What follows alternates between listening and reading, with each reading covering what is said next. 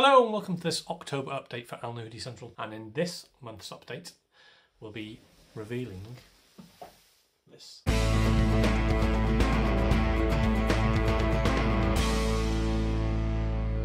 Yeah, so I thought it was about time that I revealed the valley section, which is near enough complete. There's still a few scenic sections that I need to complete, and the track needs wiring in, and also the viaduct at the back is nowhere near complete. But the upper section hasn't even been started on yet, so that isn't one of my worries. And we've got trains running over, so that's the main thing.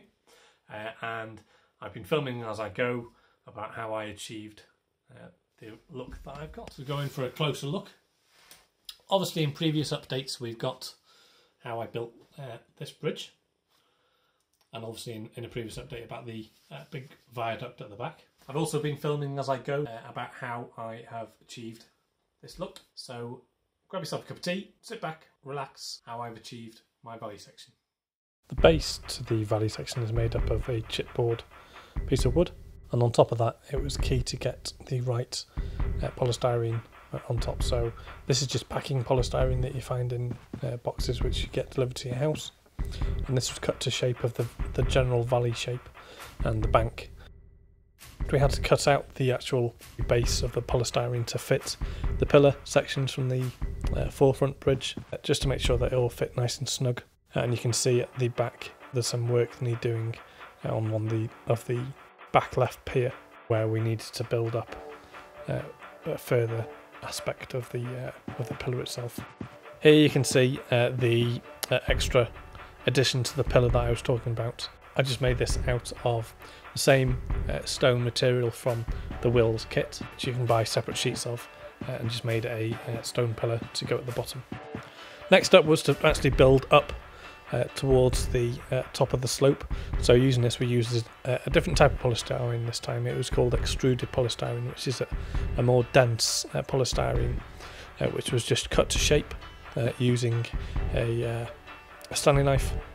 And then on the left hand side there you can see a little bit of foam board, which just kind of separates the valley section to the actual baseboards on the left hand side of the lower section. Also behind there's an actual point motor, so I didn't want to be limited in the fact that I couldn't remove the polystyrene if I needed to get to the point motor in case it broke or anything like that. So the whole valley section can be removed if need be. Obviously with the bridges in place we had to cut out the polystyrene to make sure that all the pillars from both the viaduct and the bridge at the front fit snugly into the actual polystyrene, so that it gave a continuous look. And it was a case of just fitting all the bridges in place, making sure I liked the look of the actual river and the contours of the land, and then it was on to the next stage.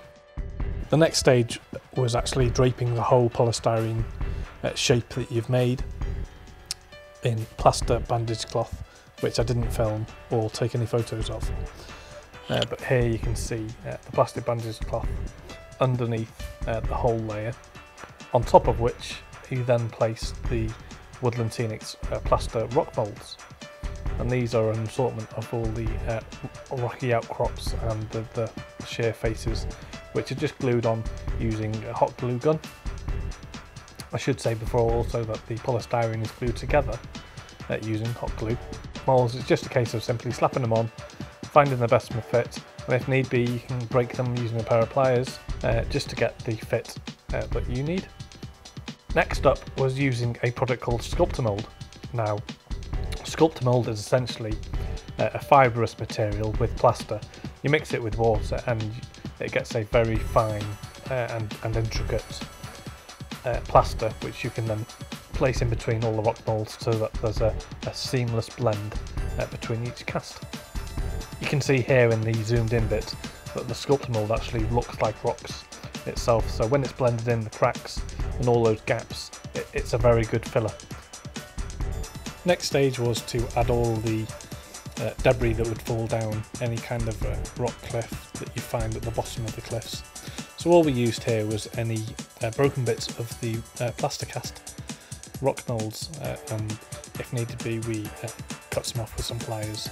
And the reason for using this is because we put it on before painting the actual cliffs themselves, so that the same kind of texture and the same kind of colouring was achieved on the rock moulds as it was on the debris at the bottom. All the Sculptamold, the plaster cloth, the filler and the rock casts are dry, and it was time for the brown earth landscaping to be painted. So that's been done, and then top of that, once I've done the rocks and the cliffs, brown tile grout will be used on top of the landscaping before any grassing, which will be completed.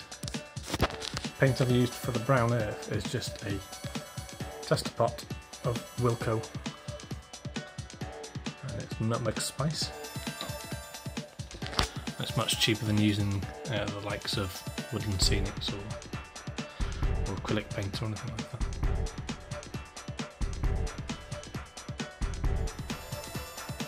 Bits where the rocks have fallen, that's going to be glued. They've been glued now, so they're all solid in place, but in between, what I should have really done was painted it first and then put the rock fall down. So what I'm going to have to do is glue with a small brush up into the recesses, and that's when the scatter of the tile grout is going to go in between. Now that the ground cover was painted in the brown undertone, it was time to move on to the rocks. So what I've done here is used the leopard spot technique, and if you type in leopard spot technique onto YouTube, there's plenty of videos out there on how to achieve the look. Woodland Scenics do a good one, and there's a load of other people that do quite good ones. If it's warranted, if you want me to show you, I'll do a future video on how I've achieved my look. And it's just a case of following the step-by-step instructions, and it is a simple case of spotting on each colour that you pick for your particular type of rocks. So once the rocks and the painted section for the earth were dry, I applied a system of applying flocks, which was scattergrass, scatter materials, obviously the tile grout which I mentioned before, which was the base material, on top of which scatters, flocks, underbrush were applied, and you can see through these photos exactly how they were applied and then drenched in PVA glue using isopropyl alcohol as a wetting agent so that the flocks were glued straight in place.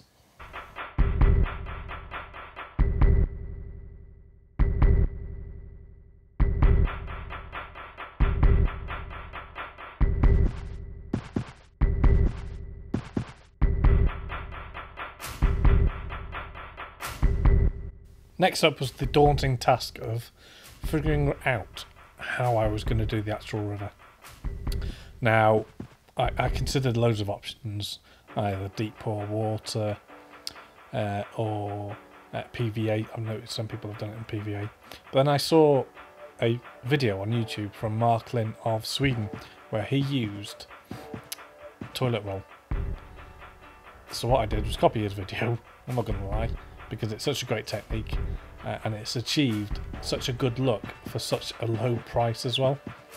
So what I did was I pasted the whole table where the rivers was going to go with neat PVA. I layered it with toilet roll, and then on top of that toilet roll more PVA, and then with the brush I massaged it all into wave shapes and then let that go off, and it was such an easy and brilliant technique.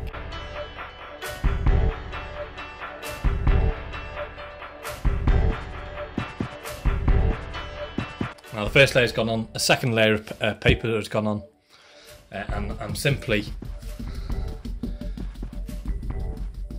merging all those lines of paper into one another so that you can't see the individual pieces of toilet paper.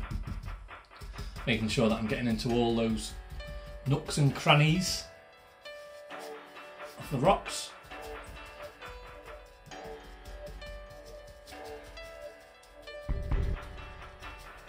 Now I don't want to be creating too big a waves here because you need it to be in proportion. It is a river, it's not the sea. You can come along with a smaller brush to get into those smaller places and to push down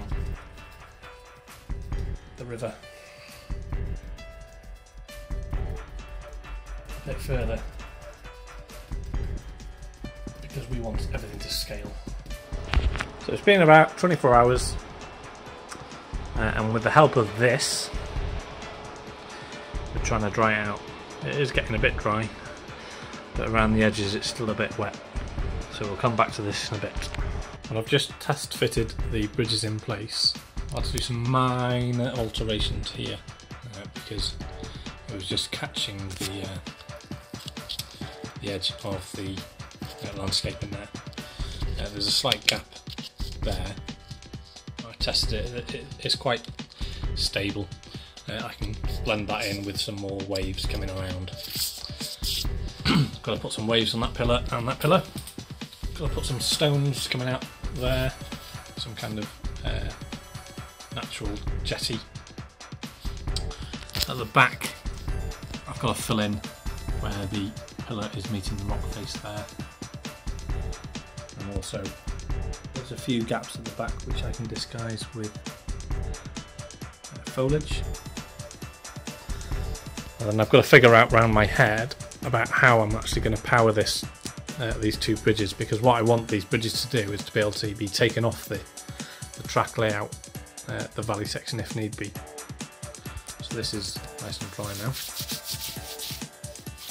Let's have the heater on. I'm going to do a bit of patching up, filling in over on that stone pillar over there.